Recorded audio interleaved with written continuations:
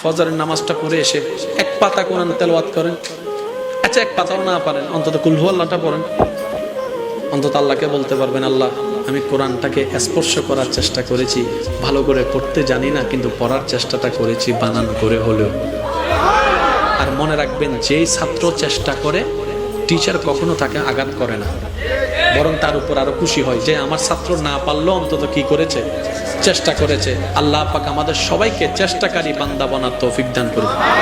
আমার কথায় কি কেউ কোনো কষ্ট পাচ্ছেন? তাহলে এবার একটু খেয়াল করেন, জান্নাতে যেতে গেলে সওয়াবের দরকার, জাহান্নামে গুনার দরকার। আমার জীবনে গুনাহ বেশি, আপনারাও স্বীকার করেছেন আপনাদের জীবনে সওয়াবের তুলনায় কি বেশি, গুনাহ বেশি। তাহলে আমাদের টার্গেট তো পূরণ হচ্ছে না। কেন?